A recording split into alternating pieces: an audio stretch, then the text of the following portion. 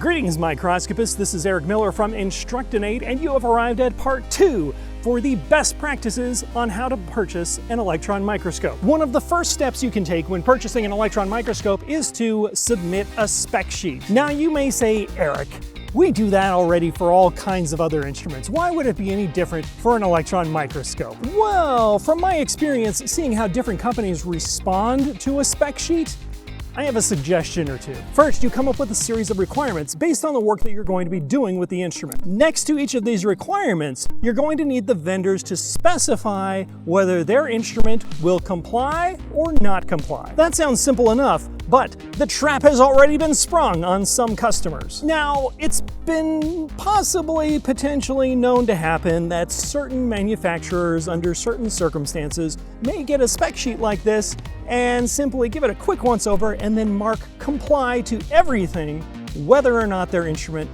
actually complies or not. So this is what will happen. You'll send out a request to 3 different companies. One will come back all yeses, one will come back with 1 or 2 non-complies, and then the third vendor didn't even respond. Well, the obvious choice is to go forward with company A only, since they were the only company that had all complies, right? So you can see how this trap works. Without any effort at all, company A has pushed out all the competition. Well, surely, Eric, you're going to figure out eventually that company A's microscope doesn't meet all of your criteria. Well, you might or you might not. It might be something that would go unnoticed until after you purchased the instrument and had it installed and been working with it for a while. As a side note, this is a great example of why you should always get a demo. So even if you do find that you have a bogus comply on your spec sheet, in your mind, you've already decided that company A is the direction that you're going. Very few people are able to stop midstream like that and then completely change course. And even if you do confront the salesman about it, they know that they can spin you a story or a special scenario where, no, really, if you kind of squint your eyes and tilt your head this way, it really is a comply if you think about it this way.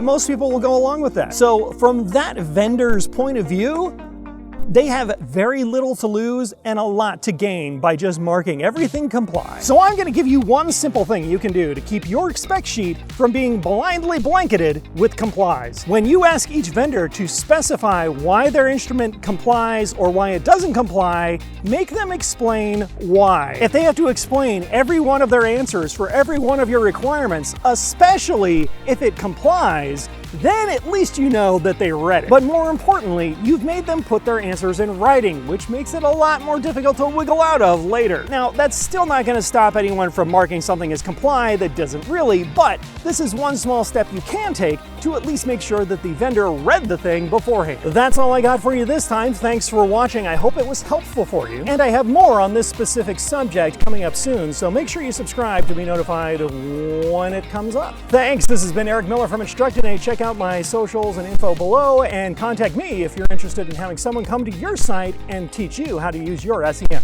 Thanks.